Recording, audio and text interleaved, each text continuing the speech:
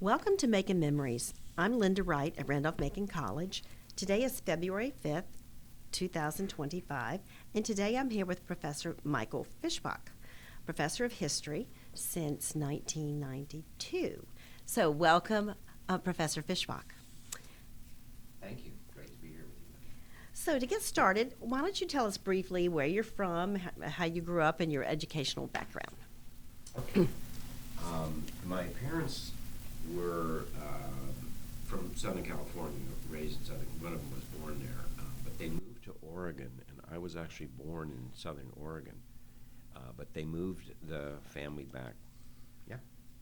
They moved our family back to Southern California when I was 4, so essentially I was raised both in Pasadena and a neighboring suburb, and then went to college at Northwestern University. In those days, 2,000 miles away by plane was a huge thing. No internet, no email, no Instagram, no anything.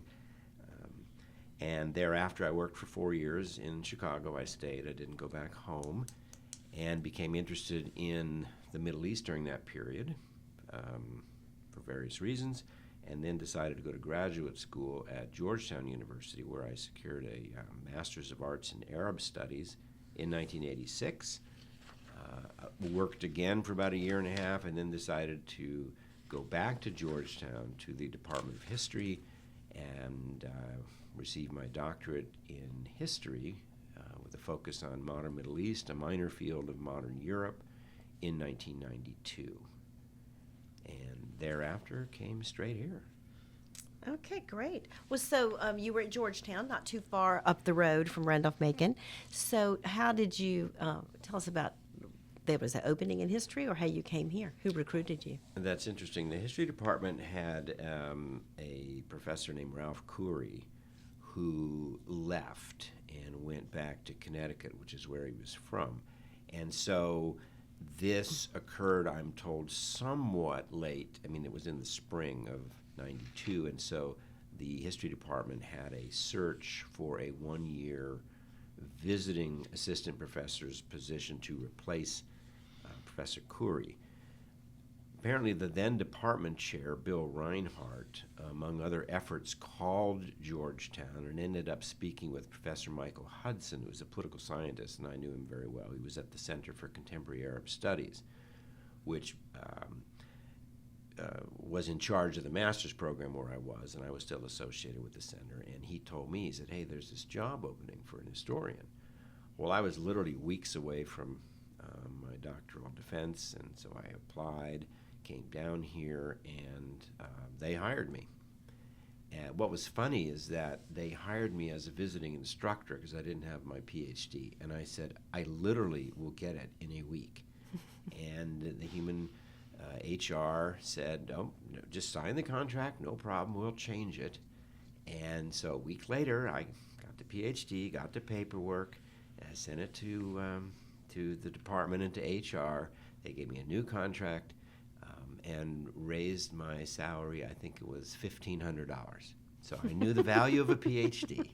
So I came in the fall of 92 as a visiting assistant professor, and then they had a full search for a tenure track person. And needless to say, I applied, and they chose me. Mm-hmm. So starting in the 93-94 school year, then I was on a tenure track, although in terms of tenure, they did count that first year toward my degree. So that's how I came. I moved from D.C. to the Richmond area. It's only 90 miles, but particularly in those days with Confederate statues still up, I told people, I said, it's like entering a different world. Mm-hmm. I mean, D.C. and Richmond were very close, but things were very, very different. Mm-hmm. And that's how I came here, and this is now I'm entering I'm in the middle of my 33rd year teaching here. Mm-hmm. Great. Well, was Professor Reinhardt, had he gone to Georgetown? How did he happen to call Georgetown? He never told me. No, his graduate degree was from Duke. I imagine because it was so last minute, and I've seen this happen now in other situations in the department. If you need an adjunct or something, toot sweet, you need it right away, that they'll reach out everywhere. And so I imagine that they just said, hey, there's an Arab Studies Center up at Georgetown, and that's, at least among Middle Eastern scholars, was well known for its programs. And so I assume he just was shooting in the dark and contacting various people at various institutions. It's just in my case, it was very fortuitous because I was just finishing up, and here was a job, and it was fairly close. And my then wife was still finishing at Georgetown, so I thought, well, this is real close. You can go up once a week and deal with your dissertation advisor while I'm teaching it. Knock on wood, it worked out really well. Well, that's great. Well, I can't tell you how many people I've interviewed for this faculty who came either on a one-year replacement, sabbatical replacement, or not tenure track, and things had evolved from there. It has happened a lot. Well, talk about the department a little bit. When you came, you said Professor Reinhardt was the chair. Who was some other faculty in the department, and just how the department has evolved? Well, the department has changed a lot. When I came the same year, the fall of 1992, with Professor Mark Malvasi. Mark Malvasi was hired as an Americanist to replace the famous George B. Oliver, one of the legends at Randolph-Macon, who had been teaching here, I think, since 1950. I knew George. He wasn't teaching him again. He retired, but he'd come around, so Mark and I got to know him. So Mark and I came the same year. So this one legend had just retired, and the other legend was still with us, which is Professor James Scanlon, who, as everybody knows, literally wrote the book about the history of the college, 2 volumes.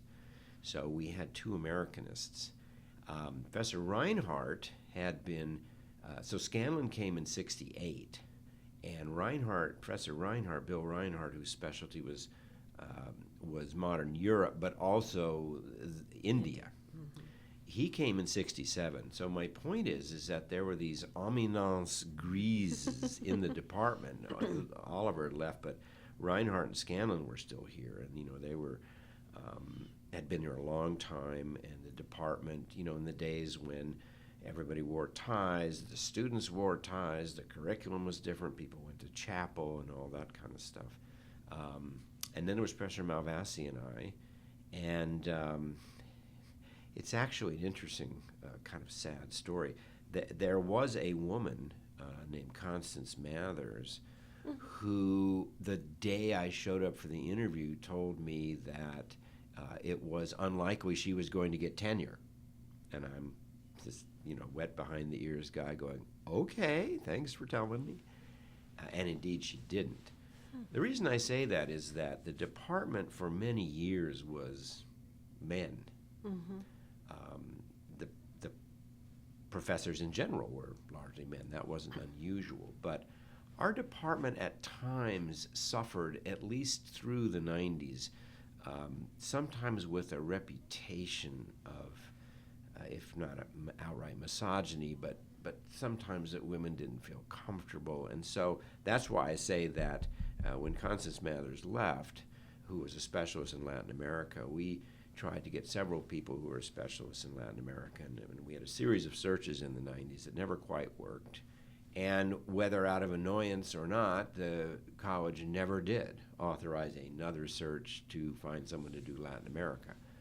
But that has changed in recent decades. Anne Throckmorton, who used to work at the college in the what I used to call the PR department, as Anne Haggerty, got a PhD at UVA, and she came to our department and became the first woman to get tenure. Now, we since have Professor Duen Tsang, who is a tenured professor, and she specializes in East Asia. And we have as well a recent hire from about 2 years ago, Professor Danielle Boos, who specializes in Black history, Black American history, and she's not yet have tenure.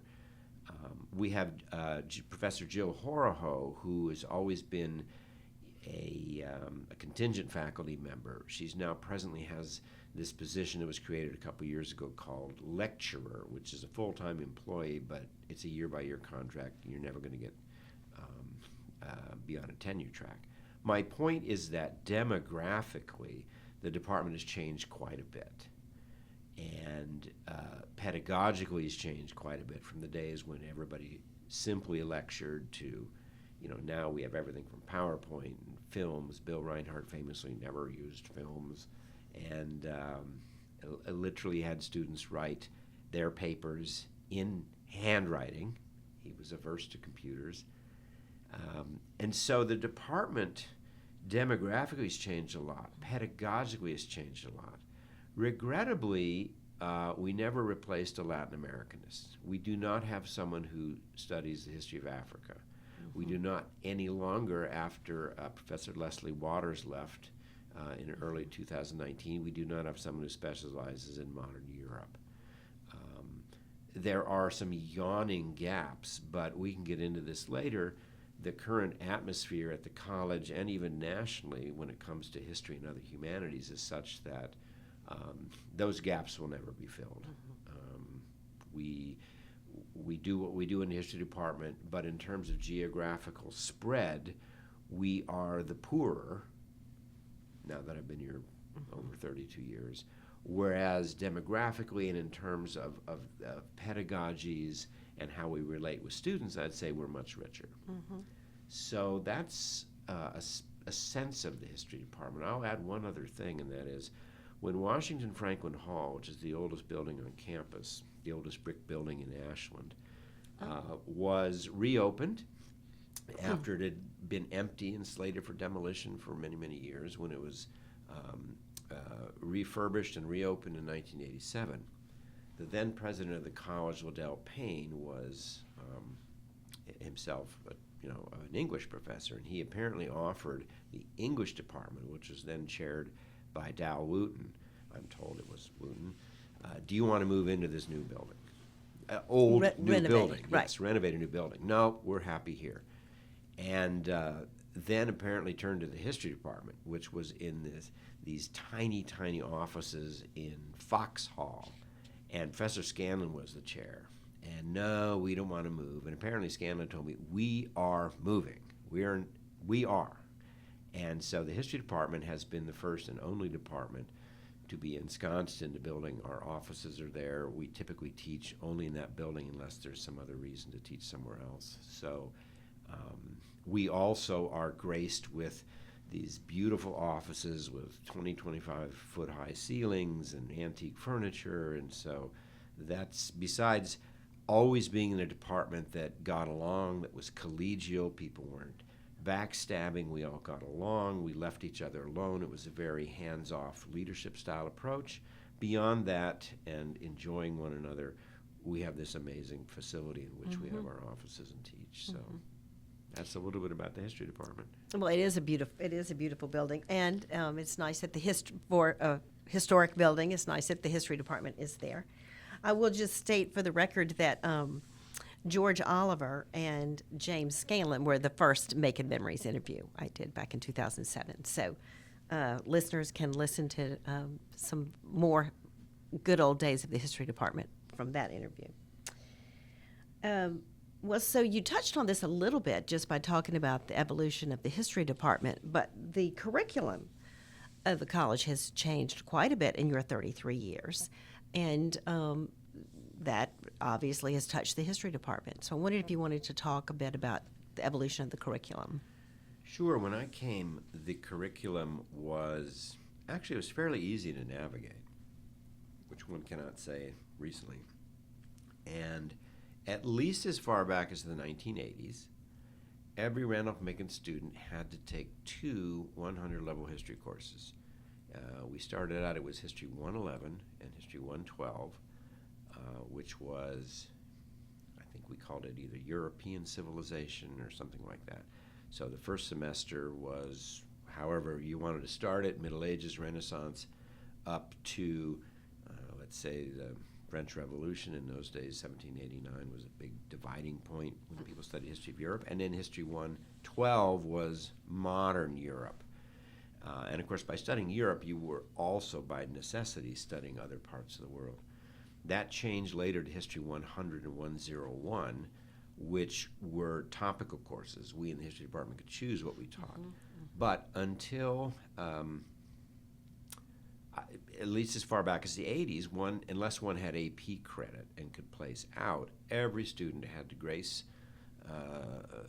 walk through the doorway of Washington Franklin Hall and had to come away from this college having taken at least 2 history courses.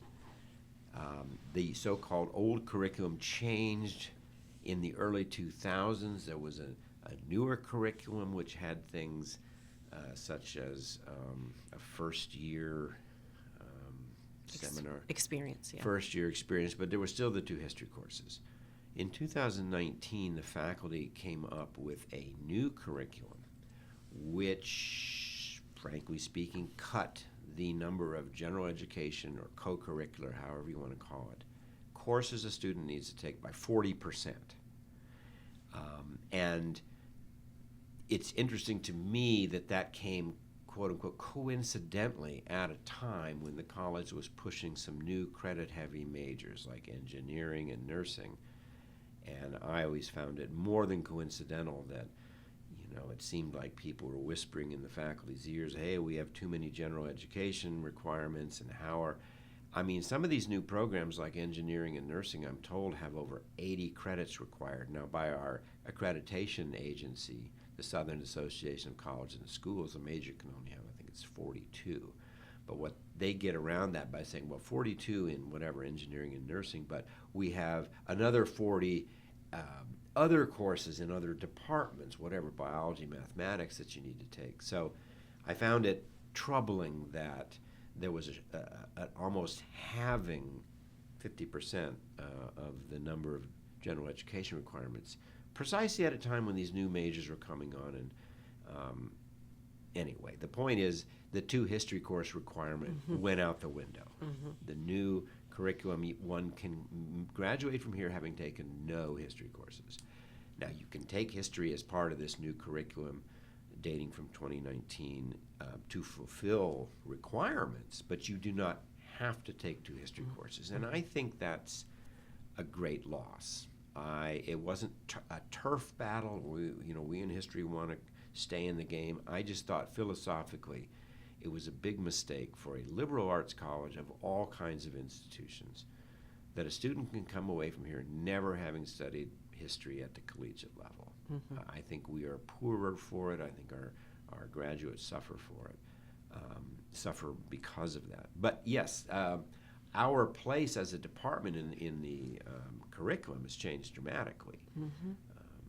We still have a history major, we still have a history minor, but that was one of that's the major change I've seen in how the history department is articulated with the rest of the college. All right, well, thank you. You have been known around campus for your student-directed learning and your open classroom environment. And I'm going to quote, this is from some remarks when you won the Thomas Branch Award most recently. Students remark on their appreciation for your empowering them to grapple critically with current issues. They praise the way you challenge student assumptions while still providing a respectful learning environment that promotes free discussion of ideas. Wow. Yeah? So talk about what you strive for in your classroom and to get students engaged and keep them engaged.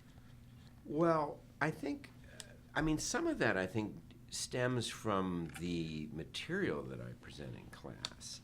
My specialty is the modern Middle East, particularly the Arab-Israeli or Israeli-Palestinian conflict, and I teach courses on both the Middle East and that particular conflict. Since 2008, I've been teaching a course on American history called the 60s, which many, many students take for a variety of reasons. But in all those classes, I present, myriad examples of primary source materials produced by people at that time many, many films, discussions that, semi-structured discussions that are based around some of the readings, particularly the primary source readings. And yes, I have, when I'm lecturing, beyond discussions, beyond films, I have a fairly dynamic style, and I think really, without trying to minimize, my own whatever abilities, that much of it of this kind of student reaction comes from the material. Mm-hmm. I mean, that 1960s course, for instance. I mean, sometimes people, I don't literally see their jaws. Actually, I have seen people's jaws drop when they see films about what happened to civil rights workers. When they, I always ask the first day of class in that course, when you think of the 60s, you signed up for this course, what did you think we'd talk about? What memories, what associations do you folks hear in, one quarter through the 21st century? What do you think of? And one of the things they never mention are things like student demonstrations. Ever. I've never heard someone say that. And so, students were shutting down universities, keeping deans hostage. A lot of things happened. Urban insurrections, or what they called race riots. So by the end of the course, I mean, they've seen examples, they've read everything from the women's movement, which they basically have heard of. The hippies, they kind of heard of. The civil rights, the Black Power movement. Things like the American Indian movement, AIM, the indigenous Indian struggle, they've never really heard of. Latinx persons, Puerto Rican activists, Chicano, Mexican-American activists, the environmental movement, how that, a lot of them really, I think, and have told me, I never knew this. Mm-hmm. And that has led us to some interesting in-class discussions about why do you think that is? Mm-hmm. Why do you think you got out of high school never knowing this? You all know Rosa Parks. You know less about, let's say, Malcolm X. Mm-hmm. You know about MLK, but not so much anything about the Black Panther Party. Mm-hmm. Or why do you think it is that you never studied student demonstrations? Is that coincidental? I mean, why do you think that is? Because history, of course, is a question of interpretation, but it's also what does one cover? And so that has led to some interesting discussions about why we think that these things have been covered or not. And in those classes, particularly the 60s, I often pivot to, the way the nation is today. I mean, how do we understand various things from the Black Lives Matter movement to conservative pushbacks? It was Reagan and Nixon in the early 70s, then it was Reagan in the 80s, the two presidencies of Donald Trump, all these pushbacks, all these, to connect what's happening today with the study of history. I think I would credit some of those kind remarks to just the material itself. Mm-hmm. But I do actually run my courses very, very differently. Mm-hmm. I don't know if you're interested in hearing about that. Yes, definitely.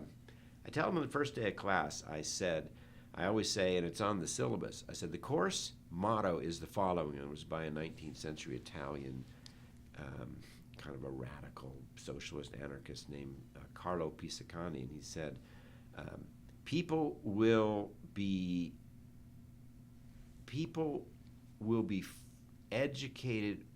People will not be free when they're educated. They will be educated when they are free. And so my entire approach to learning is, this is your class. I'm here to help you learn. But fundamentally, it's your class. You're paying for it. You're in the driver's seat. And so I'm going to back away and give you as much freedom in which to learn as possible, because I don't believe coercion is an effective pedagogical tool. Ergo, I don't take attendance. You don't want to come to class? Well, that's your business. I get paid either way, not very much. Do I miss seeing a full house, particularly on a Friday morning? Yes, but that's your choice. I said, I'll freely, I tell you right now, if you need more time on a paper, I will give you an extension. It's in both of our interests that you have more time to produce something good. In other words, I'm not micromanaging them. I'm not a helicopter professor. And I just tell them, frankly, my job is to facilitate you learning. I don't do pop quizzes. My final exam is a take-home final exam that consists of one question. Tell me what you learned this semester. That's what I'm interested in. And so I try to back away and give them as much freedom in which to learn. And do some people take advantage of that and just do as little work as possible and skip the readings and ditch class? Sure.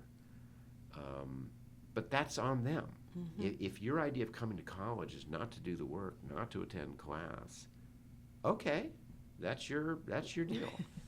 But I think the other side of why students may appreciate my course, apparently so, based on what you said, is that I put them in the driver's seat. I don't infantilize them. I don't treat them like children. I treat them like adults and who are in charge of their education. And I think that's probably another element to why some students maybe find my classes challenging, is because, I understand the power dynamics. We're not equals, but I treat them with respect, and let's have honest discussions. And I think it's a pedagogical style that certainly people have questioned me about, but I think it works because the fundamental idea, once again, is that you will learn because you're free. I think and I'm not comparing myself, but the great teachers in human history, whether it was the Buddha or Jesus or whatever, they didn't take attendance, they didn't have pop quizzes. They said, "Come, folks, let's learn something," and in an atmosphere of freedom. So I would point to that too, perhaps, as why students might come away from my classes. Not only the material, but the way the class is run facilitates that kind of active learning, and hopefully come away with some critical thinking and reading skills. Great. Well, would you like to talk a little bit about any particular student collaborations you've had? I'm thinking of co-authoring a book chapter with a student, or a surf project, or things like that. Yes, I did do some surf projects.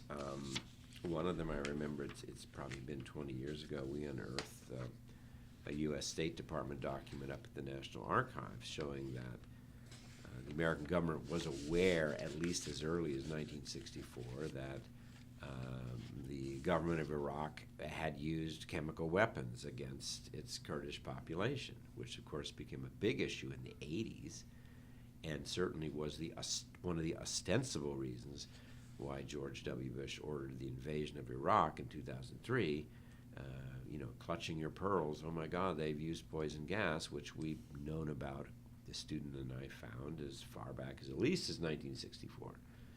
Another surf project, the young woman Taylor Williams, we ended up co-authoring an article in an encyclopedia that came out by Routledge, which is the oldest and arguably one of the most prestigious presses in the world, and it was on the 1948 Arab-Israeli War, which was a real central article for this encyclopedia or compendium, which dealt with the Arab-Israeli conflict. So that was great. One of the things I'm probably most proud of, and I'm putting my cards on the table, perhaps as I don't know what you want to call me, was a faculty-student group that I formed, but it in early 2004 called RMC Against the Occupation. My specialty is the modern Middle East, and I was very much opposed to the idea of going to war with Iraq in 2003. I spoke to Congress people. I said, because we had a history major who, he graduated and was a staff, in fact, I think he was chief of staff for one of the congressional representatives. Wolf was his name. And he was actually my representative because I lived in Northern Virginia at the time and was commuting. I met with them. I said, look, this is a really bad idea. And sadly, I was proven right. But anyway, the invasion occurred anyway. And in early 2004, I gathered some students and faculty, and we created this group called RMC Against the Occupation, i.e. the occupation of Iraq. And we carried out a number of activities that were really, in a sense, quite unprecedented. I have never seen political activity of that sort before or after. It's, pretty apolitical. So, I mean, we would pass out leaflets at the campus fountain. The so-called chalk brigade would write things in chalk on the ground. We had a sign in the student center, the then Frankie Brown Student Center. Every week we updated it, how many American soldiers had died in the previous week, how many Iraqi civilians had been killed. The chaplain, Darrell Hedrick, was very helpful in that regard. We had buttons printed up. People at graduation, as I recall, it was graduation 2005. Some of us had green armbands on with our little emblem. And one of the highlights actually was in these kind of activities was in February of 2005. The college had an anniversary, I think it was 175th, and Senator John Warner was coming to speak. And Warner was, at that time, the chair of the Senate Foreign Relations Committee. Or Foreign Relations? Or was it Armed Services, maybe? Armed Services Committee, correct. And so we said, wow.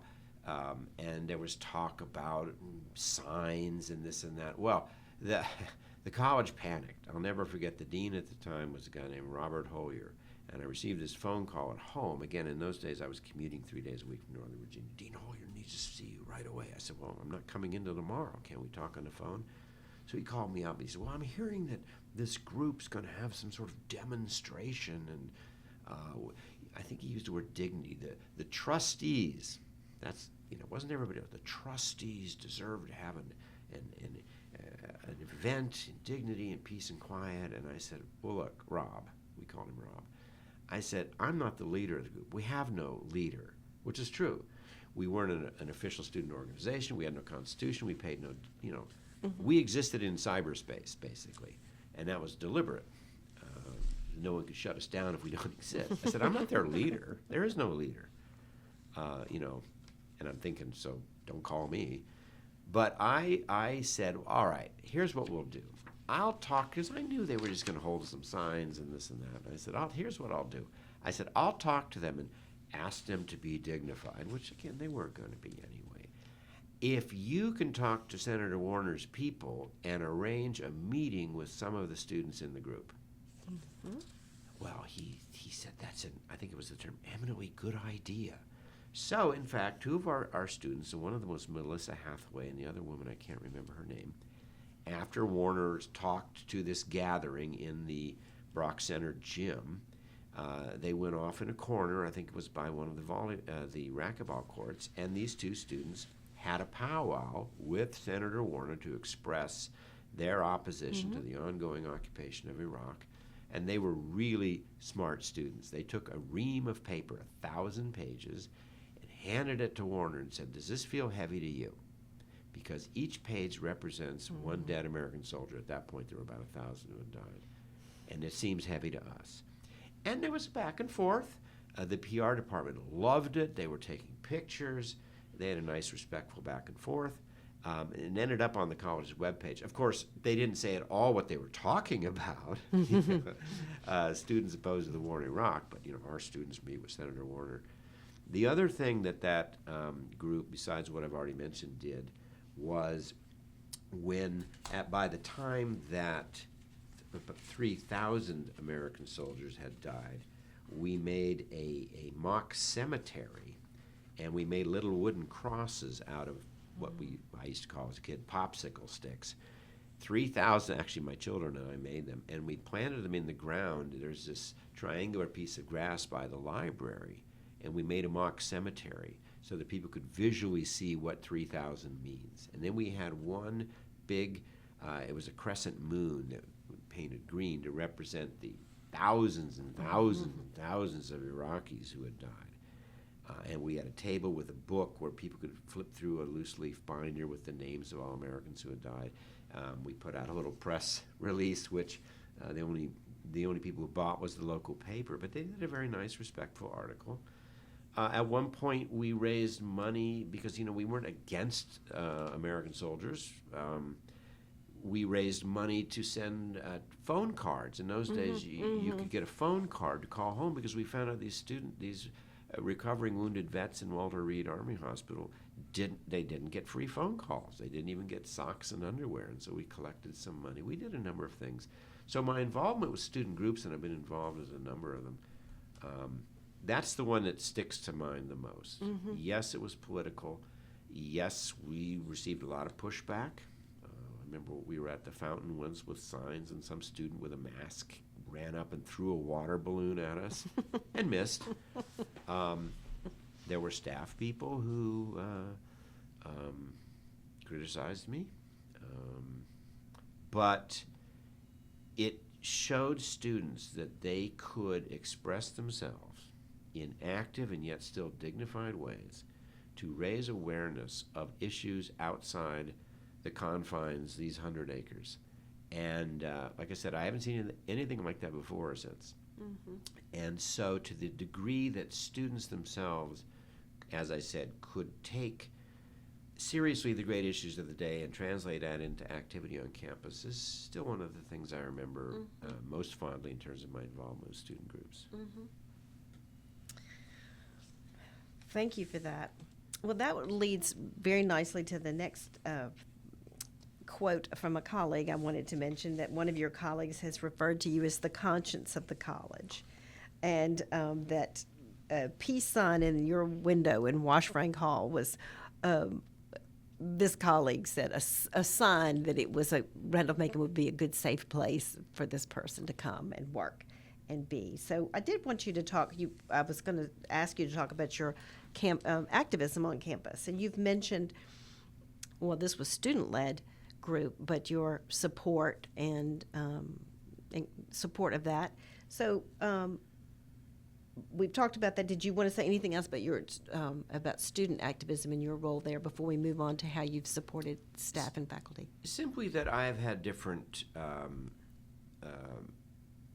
I was on the faculty advisory board for a group called Women Athletes Outreach around 2009. They were mostly volleyball students, and therefore they were women. It was only a women's volleyball program at the time, and they wanted to raise issues. They showed the film A League of Our Own about that all-women baseball or softball team, and Madonna was in it, and Gina Davis. And, they were raising issues about women in sports on campus, things related to Title IX. Mm-hmm. I remember there were discussions about, homecoming is very much tilted toward football. Mm-hmm. Do women athletes have locker facilities and things like that? So, but I would also get students that would come to me, for instance, during Black Lives Matter and other things, asking for suggestions about doing things, and I always said, well, I can give you examples of things I've seen. I'm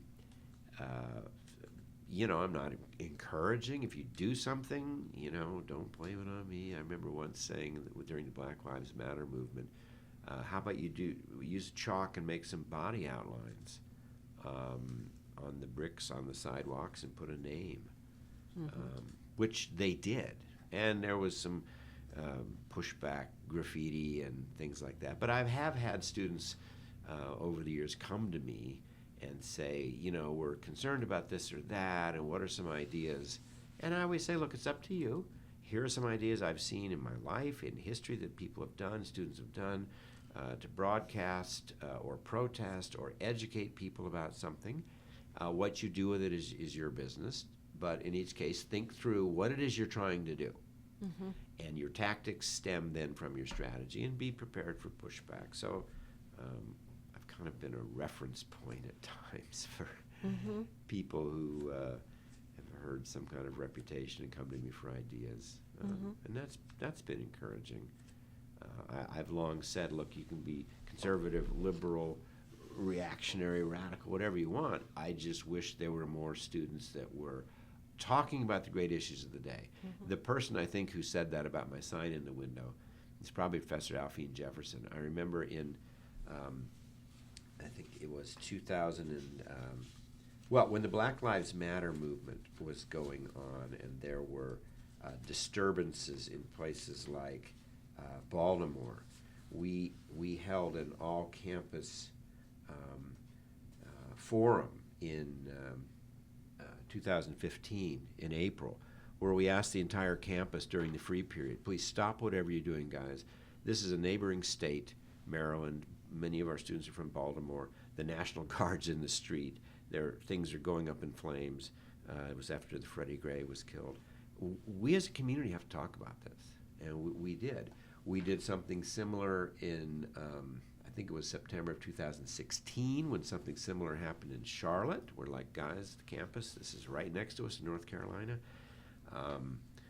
So it wasn't simply students, but I and some colleagues over the years have tried to get the entire campus to kind of stop business as usual and grapple with these huge issues going on in the country. And in those cases, the Black Lives Matter things were affecting us right in our neighbors. And then there was a similar open forum after the massacre of students at Charlottesville at Virginia Tech, as well as the disturbances in Charlottesville about the Confederate statues. So, so colleagues have gotten involved too in this effort to get the campus community, students, faculty, staff alike, to look outside the confines of Ashland, Virginia, and see there's a bigger world, and these are teachable moments. And guys, let's stop and talk about these things. You can't just continue with classes and go to lunch and your sports as if these things aren't happening.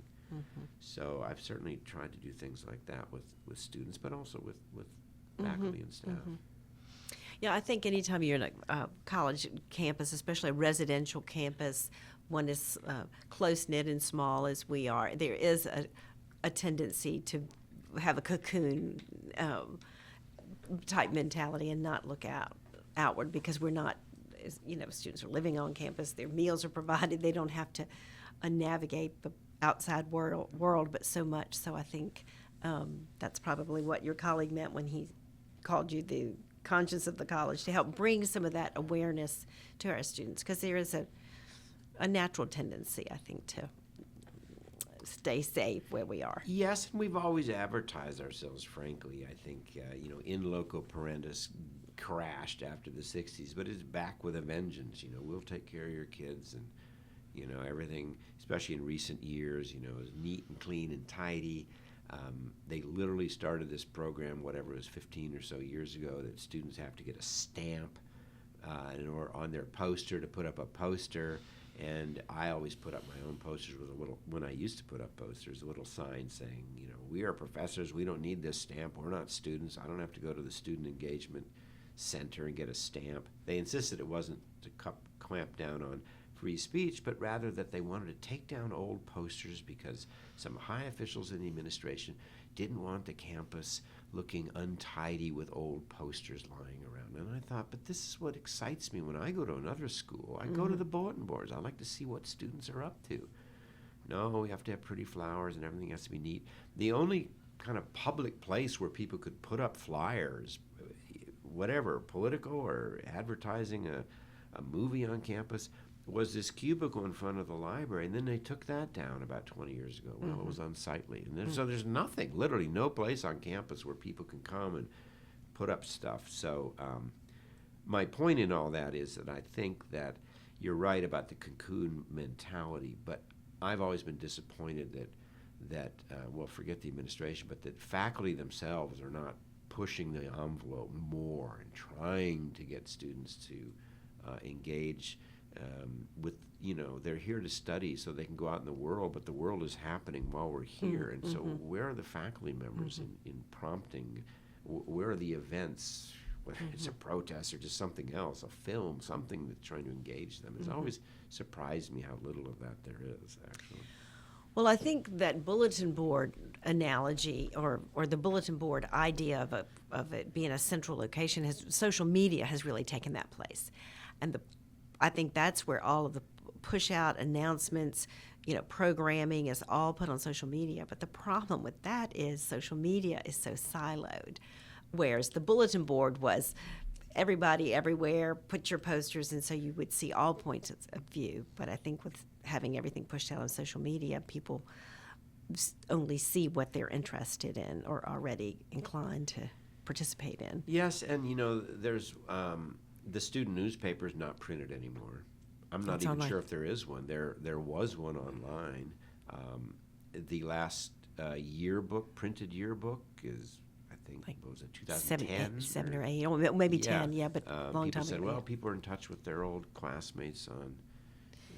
In those days, it was Facebook, and now it's other things. So, yeah, that definitely has changed. But one of the funny things I've told students when in my 60s class, when we talk about the student movement and how students would get involved in whether it was protests against the war in Vietnam or whatever, I said in those days you had to mimeograph. One had to mimeograph leaflets, make telephone calls, go around campus with thumbtacks or pieces of tape and stick up posters to try to get people, whatever, to come to a rally.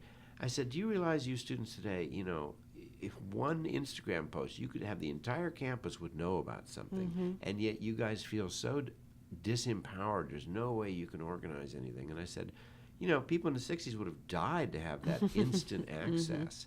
But like you said, people don't necessarily view it that way as a medium to get all students together about a certain issue.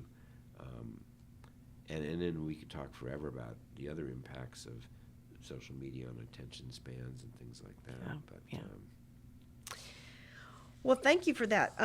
So I think I also want to talk about how you've been an advocate not only for students and student group, but you've been an advocate for the college faculty in a very big way in many different roles. And so I want to just mention a couple and hope that you will fill in, because this is just a starting point. You have been the president of the college's local chapter of the American Association of University Professors, and you have been the faculty representative to the cabinet and the board of trustees at least once, maybe twice. So would you talk about how you've advocated for the faculty? Well, thank you. I'm honored that you say that, but I mean, the reality is that I've come to the college with a certain attitude about faculty empowerment. And over the years, it is true, I have been a thorn in the flesh of many people in power over things, well, for instance, faculty and staff salaries. And a president of the college, I won't mention the name, once said, well, you're going to be known as sort of a one-trick pony. All you talk about is raises. And I don't think I actually said it to him, but I remember thinking, well, give us raises and I'll shut up.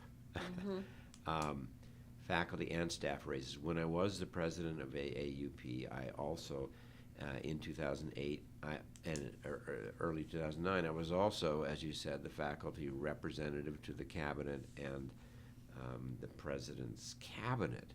And I drew up a 30-page program from AAUP that I presented to the cabinet and to the board of trustees, saying you're developing a new strategic plan, because by virtue of being the faculty rep, I was also on the strategic planning committee, which was the last time there was a strategic planning committee, and urging that certain measures be included in the strategic plan, including things like faculty, improving faculty salaries, improving staff salaries, daycare for faculty and staff children, reduction in teaching loads. There were a number of things that were included in that. So what I used to call human capital, taking care of the capital. We don't have machines here, we have people. You want people to work, you need, it's like farm animals, you got to feed them. And I advocated for better salaries, for I remember once talking with a visiting delegation from the Methodist Church. They have to come and kind of reaccredit us as a somehow vaguely Methodist institution. And I said, there's this huge church across the street, Duncan Memorial. It's empty. We could set up a daycare center there, and you could get seniors to volunteer. They thought that was a great idea. It never happened. But other things that I've tried to advocate for, with all due humility, were LGBTQ rights. Actually, the blood drive program was shut down briefly after I complained that the questions that were being asked about certain sexual activity were discriminatory, And people said, well, this is what the Red Cross, the Virginia Blood Service, this is their baby. I said, yeah, but we have a non-discrimination policy that says that nobody can come on our campus and discriminate. There were once I put up some signs at the job fair that the military in those days had what's called Don't Ask, Don't Tell, which was a decaf version of discrimination against LGBTQ people. And I said, you cannot have, whether it's the Boy Scouts, you cannot have anybody on it. They can discriminate however much they want, but when they're on our campus, they're subject to our non-discrimination policies. Someone from the non-discrimination committee, I won't mention who, actually got back to me and said, yeah, but blood drives serve a wider purpose. And I said, so let me get this straight. So if discriminating against black people, if whatever the activity was served a greater purpose, then it's okay to discriminate. I was furious. But anyway, things along those lines about workplace conditions, making sure we're true to our commitments in the early, after 9/11 in the early 2000s, Congress adopted something called the Patriot Act, which allowed the government to contact libraries, such as here at the college, and ask what books students were checking out.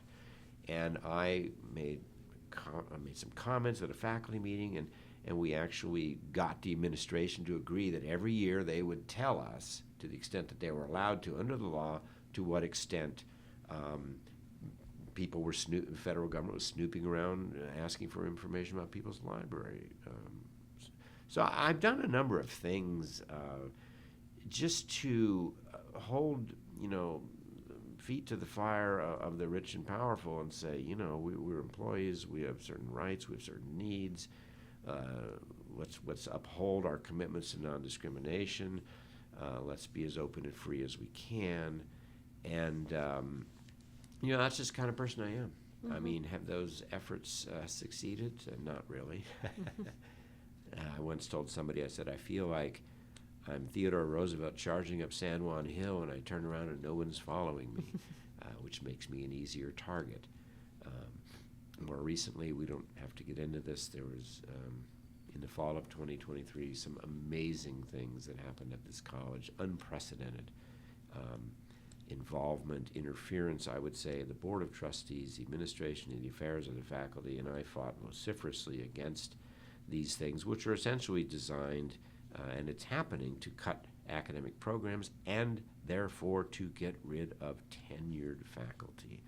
And I made some impassioned speeches. Of course, it didn't happen. I mean, it didn't work. They adopted these things anyway. But, I've taken seriously things like I said, equal opportunity, better pay, respect for the tenure system, you name it. And I seek no credit. I'm flattered that you brought these things up, but to me that's just part and parcel of being a responsible faculty member at an institution that proclaims great things, freedom of expression and humanitarian, humanistic values. And I just said, okay, well, let's take all that seriously. Well, thank you for your advocacy on many levels. I do want to touch a little bit on your other service to the college. You've served on many committees, and I'm not even aware of all the ways you've served the college, but I did want to give you an opportunity to talk about that, because we're at a small institution. A lot of faculty have to wear many hats. Right, and we, although I sincerely say that I think the system of shared governance, we have a system of shared governance on paper.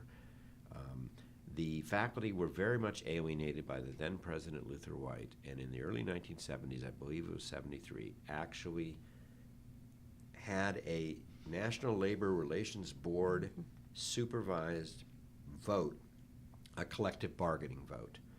Not exactly a union vote, but essentially that. It failed. But in their panic, I think, at seeing peasants with pitchforks, the Board of Trustees obliged the White administration to establish a system of shared governance whereby the administration of the college on the one hand and the faculty on the other jointly run the affairs of the college. There are spheres what we call of primary responsibility, which in the faculty's case is the curriculum, but everything has shared governance. And because of that, we have, or at least did have, a committee system which was not working for the college, but really working for us as the faculty. So service on committees, many people viewed as onerous, but I always said, look, guys, this is part of self-governance. You know, we could have the administration run things for us if you want, but this was fought for, and so in that regard, yes, I was the, I've been on the budget committee, the executive committee, the strategic planning committee. There was a committee we used to call ACAS, which was the Committee on Admissions, Credits, and the Academic Status of Students. The Committee on Resources and Plans, which I chaired. Honorary Degree Committee. There used to be something called the Publications Board. Much of this, frankly, was in the 90s. To get tenure, you're supposed to, do these things. I have been less involved in those kind of formal committees, although there have been some ad hoc things, including things that you yourself, Lynda, were involved with. There was Randolph-Macon College Moving Forward, celebrating 50 years of integration committee in 2016.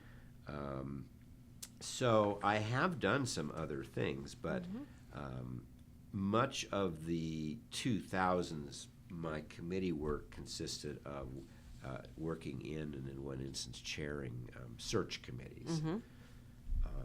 But I will say that I've learned, being on the budget committee a couple times, sitting on the president's cabinet, and being an historian and researcher, how to find information. The Board of Trustees minutes are available publicly. Anybody can go in the library and see them. The college's tax returns it's called a 990 form, IRS 990 form. As a nonprofit, like any other nonprofit, people can get a public access. It's on the internet, but you can walk over to the business office. One has a legal right to say, let me see the tax returns. You can find out where the money's going. So from budgets to, I've often, cited dollar and cents at various faculty meetings to people's chagrin. It's like, well, money's here, but you're saying there's no money. So working on these committees was also dovetailed well with my own instincts as a researcher to say, well, we're being told this by the administration and the board, but is that really necessarily true? Not saying it is true, but let's follow the money, so to speak. And so all this experience on committees and a lengthy tenure here going back to 1992 have given me a lot of not just institutional knowledge, but the ability to, frankly, to cut through some of the hot air and say, well, let's really look at, you say there's no money, is that really true? Or where's the money being spent? And so on and so forth. So it was not only contributing to the college through service on the committee system, but gaining a lot of knowledge that I in turn tried to channel in ways that I thought would hold people accountable, show that there is money for things like raises and so on and so forth. But yeah, I've been on a number of committees and kind of seen how things work around here. Well, you have served the college very well in many areas. I did want to talk about your scholarship for a moment and let you expound on it, because you've been one of the most productive scholars the college has. I mean, I know as I'm the liaison to the history department, you often will come to me with interlibrary loan or some other things, and just the articles and the books and the volume of your publication has been very inspiring. And but I did want you to talk a little bit about the very interesting connection or intersection between your research and longstanding scholarship on Palestine and the Middle East with Black Panthers and that movement, how you put those two things together, or where you found that intersection, or just talk about your scholarship in general. Well, in that particular thing, I was doing some things around 2009 and 10 related to my course on the 1960s, and I found in a memoir by someone who had been in the group, the Weather Underground, and previously had been involved in shutting down Columbia University in May 1968, and when he made a reference to this group, the Weather Underground, broke Timothy Leary, the LSD king, out of a prison in California and ended up smuggling him to North Africa, where Eldridge Cleaver of the Black Panthers was living in exile. And then they put him on a plane to, quote, go visit the Palestinians in Lebanon. And I was stunned. Timothy Leary, the LSD king, the meeting with Palestinians? What's this about? And about the same time, I came across a reference to the fact that the Black Power advocate Malcolm X had visited Gaza in September of 1964. And I said, Malcolm X in Gaza? So I had never heard of either of these things. So here's these major figures involved in American politics and culture in the 60s, somehow engaging with the Palestinians, specifically in the broader Arab-Israeli conflict. And I was just like, I study and teach the 1960s. I actually was a youth in the 60s. I lived through it. I've spent decades dealing with the Arab-Israeli conflict. How come I've never heard of this? And that led to a multi-year research project that took me to archives and did interviews in at least 4 different countries, maybe 5 or 6, can't quite remember, that ended up producing 2 books that were published by Stanford University Press that dealt with the intersection, and one was called Black Power in Palestine, transnational countries of color, that looked at how the black freedom struggle, let's call it the civil rights wing and the Black Power wing, engaged with the Arab-Israeli conflict, why they engaged with it when they had so much else to do at home, and how there was a symbiotic relationship between things going on in the Middle East and their own political activity here in the United States. The second book dealt with how the American left, it was called The Movement in the Middle East, how the Arab-Israeli conflict divided the American left.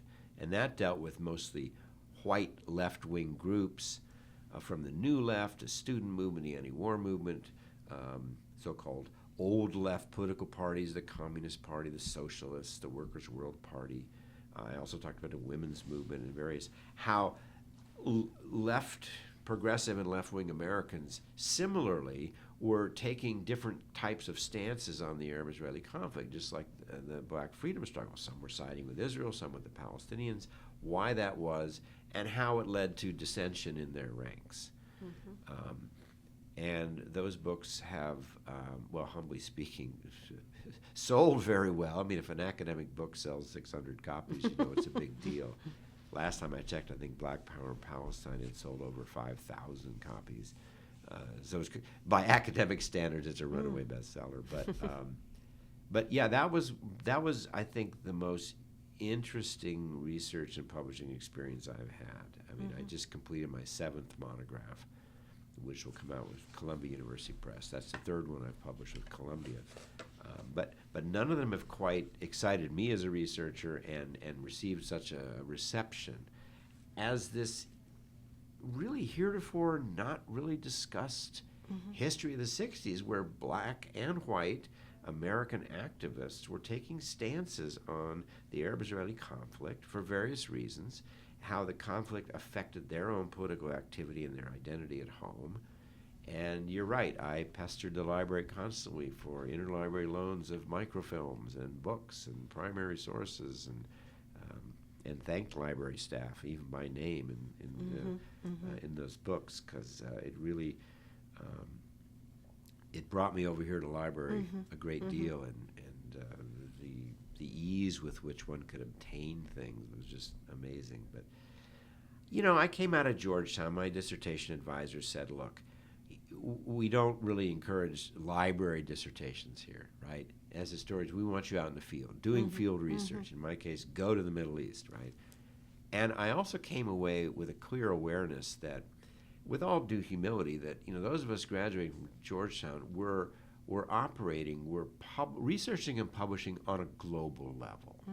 Like, we were going to conferences we were just primed to be producing books and articles and going to conferences because that's just what we do. And not on a regional level, but really an international level. So with all due humility, I came here, and this is a teaching college. I mean, publication is not even a requirement. But this is just what I do. You know, I don't do it because I needed to do it for tenure. This is just kind of in my blood. And so, yeah, I have, myriad articles and book chapters, 7 books. I've spoken at a lot of academic conferences, diplomatic conferences, invited lectures. I think last time I counted, since I've been here at Macon, I've given some sort of talk in 16 countries on 4 different continents. So I travel a lot, and I'm grateful that the college has always had money. Whether it was Craigie grant money, Rashkin grant money, the money from the Committee of Faculty Development. I've had colleagues at big schools say, I can't believe how much grant money you get every year. And well, they've also said, how do you do all this research and publishing with a 7-course teaching load, which is another whole question. But really, I do this because I live for this. I'm a geek, right? I mean, research, writing, this is what I like to do. And, if it's prolific compared to other Macon professors, great. I don't expect them to do this. This is just what I do. And it's been well received, humbly speaking.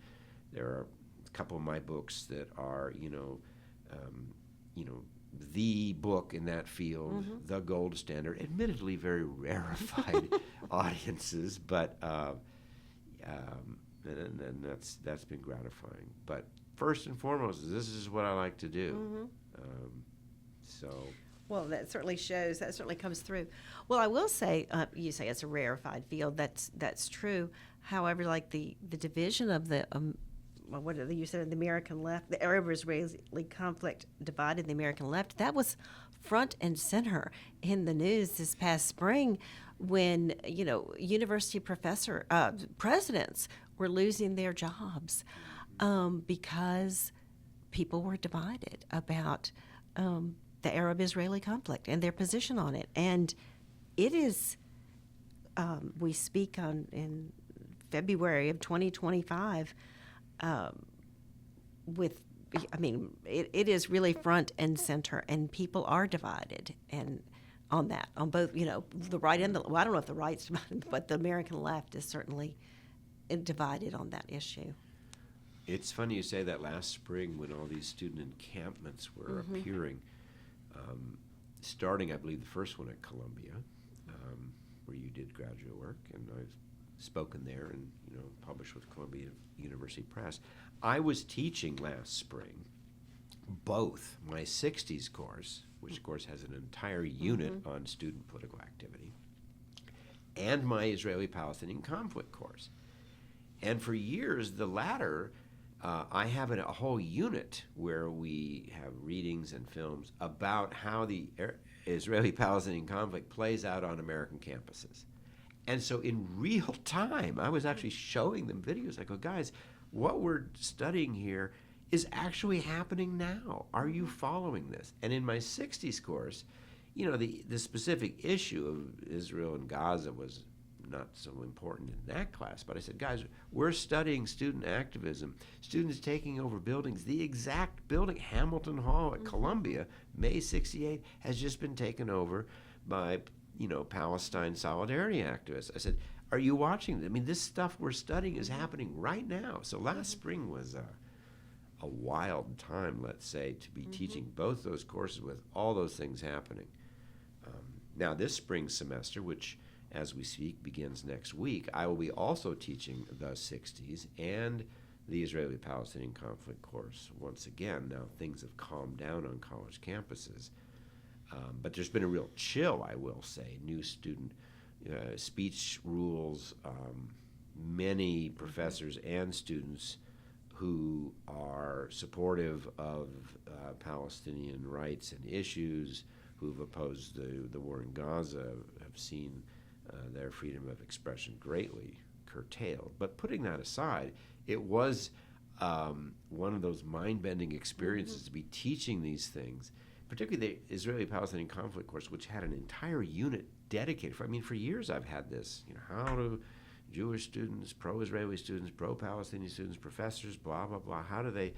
Are they dealing with this on college campuses? And then to have this massive thing in the national news going on was mind-bending.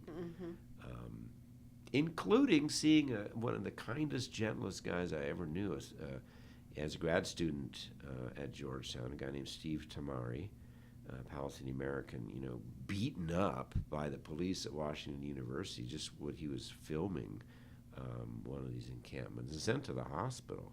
And I mentioned to the class, I said, you see these people getting beaten up by the police. I know one of those guys.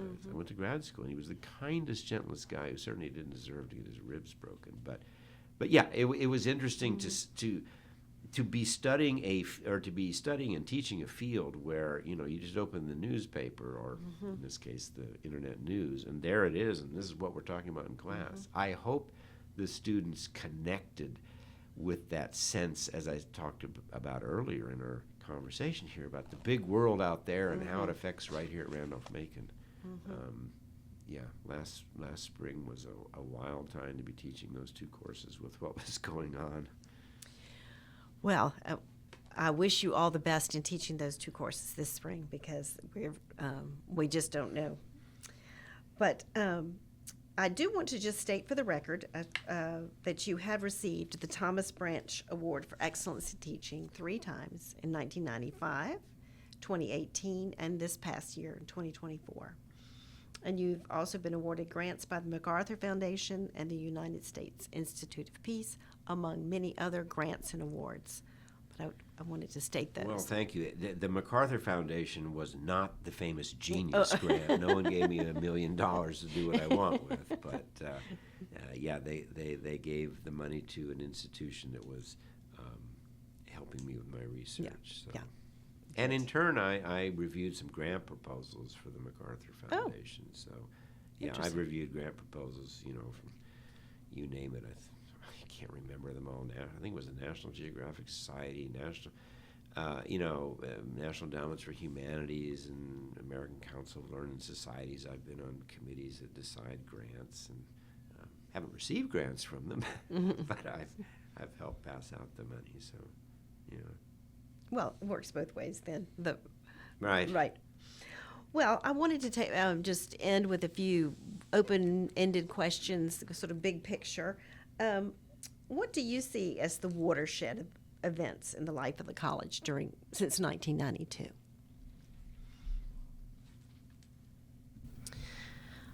Welcome back to Making Memories. We just had a short break. And right before the break, I was asking Professor Fischbach, what do you see as some of the watershed events in the life of the college during your time at Randolph-Macon? Wow, great question. What jumps to mind are 3 things. And I'll just talk about the good, the bad, and the ugly, because I don't think all of them have been to the ultimate benefit of the college or its pedagogical mission to society at large. I think the first thing that jumps to mind was when the internet came to the campus. In 1992, we had computers, but they still used Actually, the original floppy disks were 5 1/4 inch. They were floppy, and then they had these smaller ones. But there was no internet. For that matter, I couldn't even make an outside call beyond the 804 area code unless I contacted the college operator. There literally was a woman, Ricky Fain, who was the operator. I had to call up, may I have an outside line? I never forget once she said, "Is this for college business?" Yes. But the internet came, I want to say 1996, 97, I think it was 96. And this was just a whole new world. And with it, of course, came things like email. We had this old system called Pop Mail, which later became Eudora Mail, and now we have something called Outlook. But the idea that you could communicate with other people on campus, out in the big world, just typing, or what now students would say keyboarding, that you could see things online, and of course later that evolved into the world we know now, where primary sources are archived online. I mean, I can order books through interlibrary loan without walking over to the library and asking for them. I mean, that was a huge game changer, obviously for society and the human race at large, but particularly for this college. I had a student, I mean, this was probably 20 years ago, said, there was no internet when you came? And I'm like, well, humans built the pyramids. I mean, humans have done some pretty great things without the internet, but even decades ago, I mean, the idea of being online and was just so ingrained in students' culture that they literally could not fathom a time. And as far as posting things, we have an online system called Canvas for our students where we can post articles, and even they can submit papers. And I don't do it that way, but professors can grade them. It's just the internet, the ability to access information. I'm speaking particularly as a scholar. It's just a game changer. I mean, one literally thinks, as I did, writing and researching a dissertation, like, how did we do this? So I think that was a real game changer on campus. And of course, now we have Wi-Fi across campus. I mean, the ability to sit down with a telephone and access information while you're in the student cafeteria is just.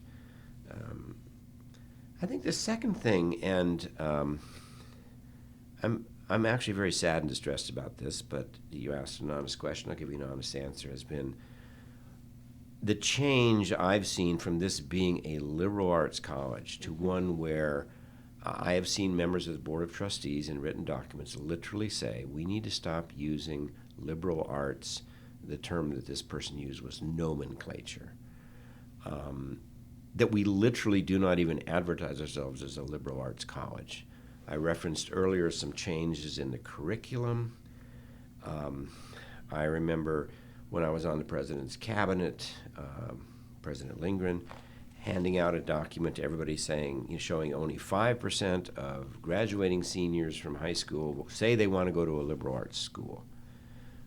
I have asked in public before, are we going to become Randolph-Macon University? Are we going to maintain and I remember the same president being very interested in what people had to say about that. People have made a decision that we cannot sell the liberal arts, certainly the term, but even the concept of liberal arts. And, that's been manifested in a current process underway to get rid of programs, majors and minors, almost all of which are in the humanities, by the way. It's been very much, to be perfectly honest, I think we've transferred into becoming an overpriced, glorified vocational school where everything is the STEM fields, the health fields, the IT fields, and, the idea that someone would want to major in the humanities or one of the social sciences that, quote-unquote, aren't practical and, quote-unquote, won't get them a job. I really rue that. I really mourn the fact that, we're not talking a big university, but a liberal arts college that itself is embarrassed of the idea of being liberal arts, that know to get, heads in beds and butts in seats and recruit more students, we need to have majors and promote majors. I mean, you go to our website and see the kind of pictures. Go around campus. There are, these banners and posters. Everybody's in one of the black nursing program outfits. Everybody's holding a test tube. There are people in leadership that literally say that. We can't sell liberal arts. Let's not even use the term. And I think that's sad. For a number of reasons, but I think among others is that the notion of the liberal arts as a mission to society, that we're producing not just graduates with some technical skills or some knowledge, but we're producing people ready to become active American citizens, active global citizens that have a breadth of knowledge from different disciplines, that they're not siloed in some quote-unquote practical major. I just think that's sad. I mean, Macon's had a long tradition of this. Some schools still vigorously promote themselves. I've heard the counter arguments. No, it doesn't, but that's been a huge change. When I was in 1992, I was standing with a colleague, a graduate student, and my dissertation advisor up at Georgetown. And I said, I just got this job at Randolph-Macon College. And my colleague said, where's that? And my dissertation advisor said, oh, it's this classy little liberal arts college in Virginia. Well, I'm sad to say here, going on 33 years later, we're not a liberal arts college. And I think that's sad. I think the third huge kind of tectonic shift I've seen on campus, besides the coming of the internet and the moving away very consciously from a liberal arts identity, and I'll speak honestly here, has been the virtual destruction of shared governance, in my opinion. Mm-hmm. The system of shared governance I described earlier, going back to the 1970s, whereby the college, the administration, and the board of trustees, on the one hand, the faculty on the other, jointly run the college, and that particularly curricular matters, the faculty has what's called primary responsibility. Starting in about 2019, the various programs were literally foisted on the faculty without faculty approval or consultation. One of them was called the SRA, the Strategic Resource Allocation Program, which, any of us who did research about the company that was hired to do it, it was designed to get a process to help the college get rid of certain majors and hopefully get rid of certain faculty members to, quote, save money and become, quote, more efficient. There was some pushback. That led to an unprecedented, in 2023, intervention of the Board of Trustees, whereby they essentially threatened the faculty, you will adopt a program of how to determine what majors should stay in existence, and what faculty, therefore, can be terminated, or we will do it. And, I had certain strong opinions about this, but in the end, the faculty decided to do the dirty work themselves. They adopted 2 resolutions, one of which created a process for getting rid of majors, not based on how much it costs to run that major. It was only based on how many people graduate over a 5-year period. And if you fall under that threshold, that major can be, quote, reviewed, which essentially means it can be eliminated. And the second motion that the faculty adopted was that any tenured faculty person whose program is eliminated can themselves be eliminated. And that second measure, again, this was all done essentially at the point of a gun. The faculty had the temerity to amend the board had handed us actual language and through the administration, and the faculty had the temerity to amend it to say that if some tenured person was dismissed, that they could get a year's severance pay. I think it was a year. And the faculty amended it and upped it to 3 years. And something that, to my knowledge, has never happened in the history of the college since 1830. The Board of Trustees, without using the word veto, vetoed it. Nope, that's too generous, was what we were told. Essentially saying the amended version does not, we're going to apply the original version. So this unprecedented intervention in these are curricular affairs, mind you, where the faculty supposedly has primary responsibility. Threats, vetoes, and the end result was the creating of a process that has already gotten rid of the German program, the French program.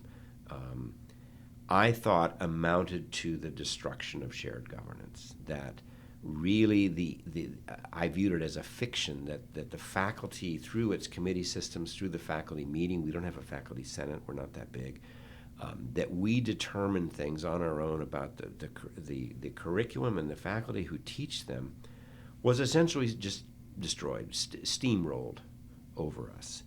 And that just continues to grieve me to this day. So I'm speaking honestly here, but those are the 3 kind of monumental things that I've noticed here. How the coming of the internet changed things, the shift away from not only being liberal arts college, but advertising ourselves as such, and this unfortunate what I call really the destruction of shared governance, because at this point, anytime the board or administration says, well, here's what we want to happen, and you really can't stop us, then, what's the point?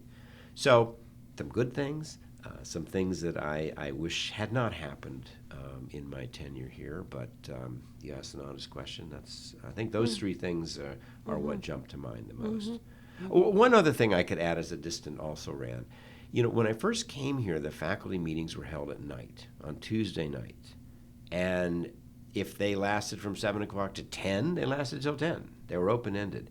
President Martin, who came here in 98, I think it was, 97, 98, shifted them to the daytime. He did. I mean, in theory, the faculty is supposed to make this decision. And so there was always a time limit because people teach. First of all, the nature of the faculty has changed. There are more diverse kinds of people. They live all over. But there used to be, I came here at the tail end of a faculty that had a certain cohesion. People knew each other. They would debate and, move on. But now everybody's busy doing this and busy doing that. And so this sense of a kind of a faculty that know each other and cohesion seems to be gone. Because it's just, at faculty meetings, people don't have time to talk about what they call new business or just discuss things of general concern to the faculty. Everybody's busy with their courses, busy raising children, busy writing and publishing. I mean, certainly we have more people now who are scholarly active in terms of scholarship. And so that sense of kind of I don't want to call it a club-like atmosphere, but the nature of the faculty and their relations with one another has also changed. But those are the big things that jump to mind. Well, just to follow up for those, thank you. What do you see the challenges, or what do you see some of the challenges ahead? We're on the cusp of just about to have a new administration this summer. President Lindgren's retiring after 19 years, and we'll have a new president. So what do you see as some of the, following up on the other things you said, what are the challenges? Despite everything I've just said, I am not unaware or oblivious to the challenges facing small institutions like ours who have endowments less than $1 billion. I think we're probably $250 million. I haven't checked recently. We presently have a 91% acceptance rate. Heads in beds, butts in seats.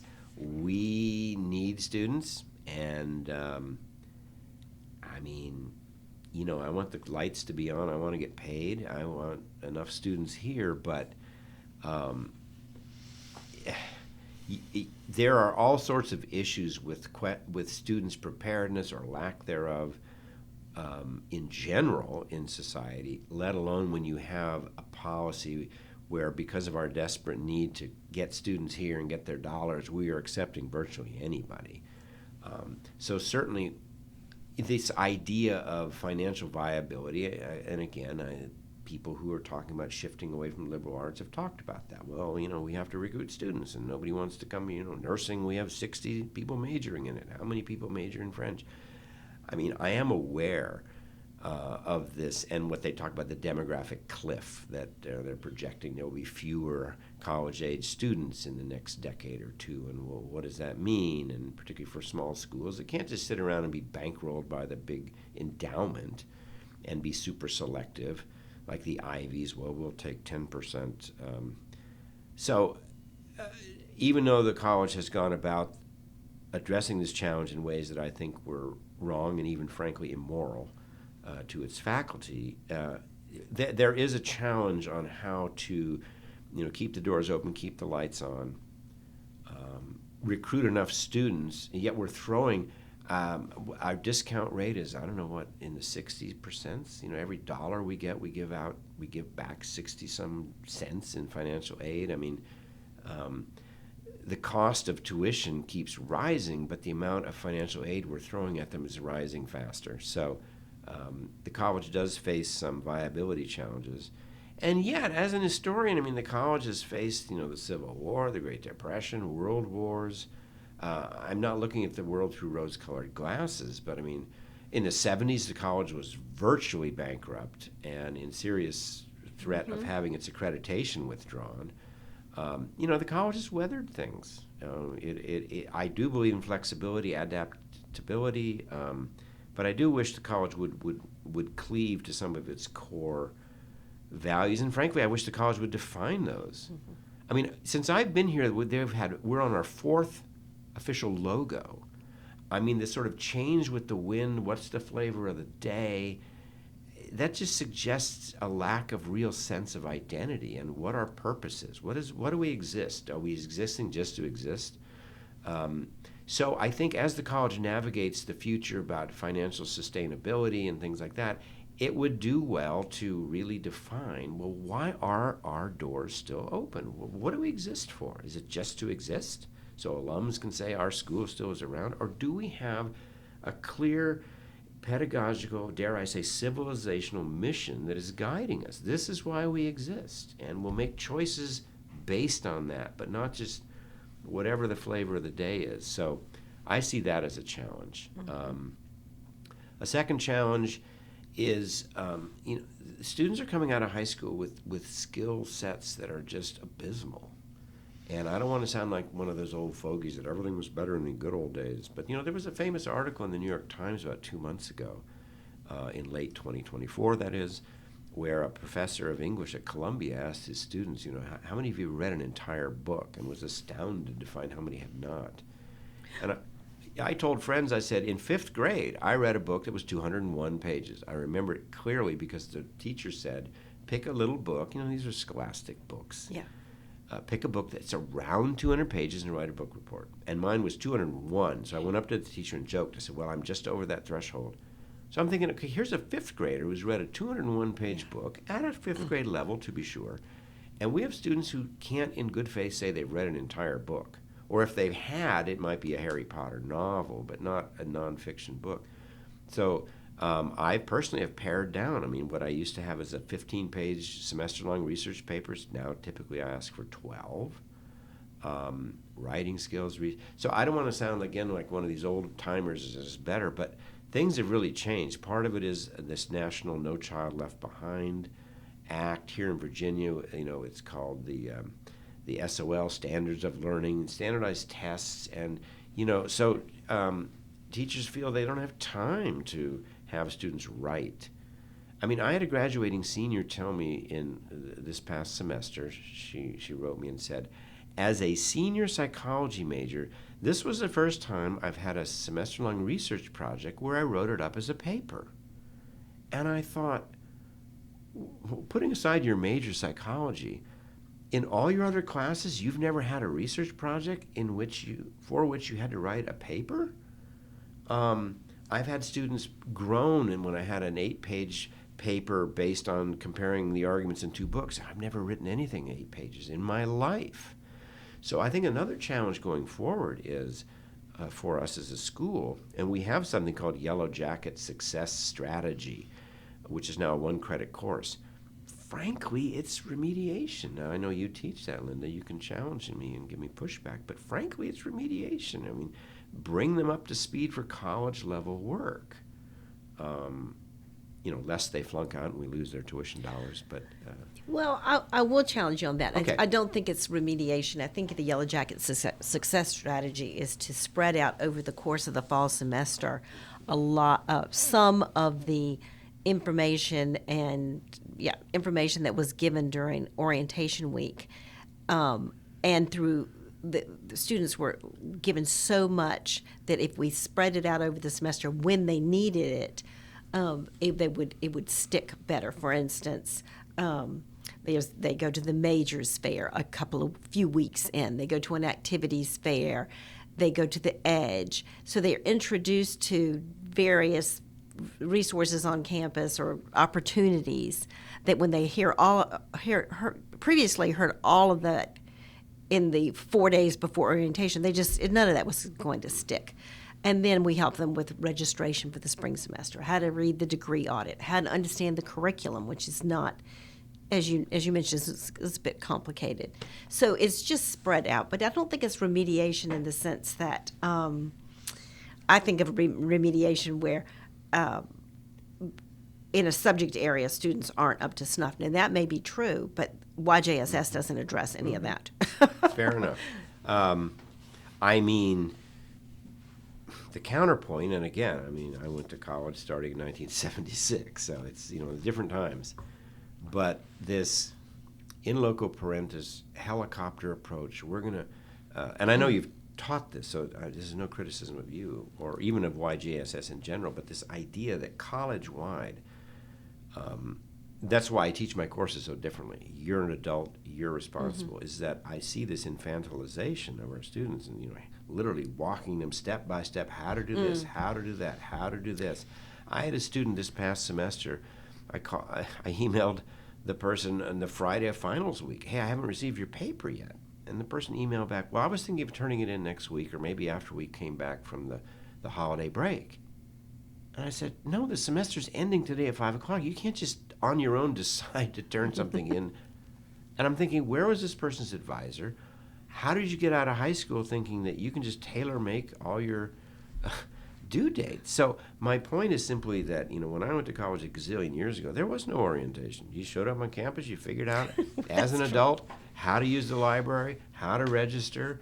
And so while I appreciate the student-oriented nature of these kinds of programs, they come in a context I've noticed in the past 32 years here of increasingly walking our students hand in hand about how to do things. And then after 4 years, they say, well, you're now a leader. We even have leadership programs, where you get a piece of paper, you're a leader. And I've told the president of the college, I said, you want to have leaders? Put the students in charge of their own lives. Let them run their own dorms, give their dorms budgets.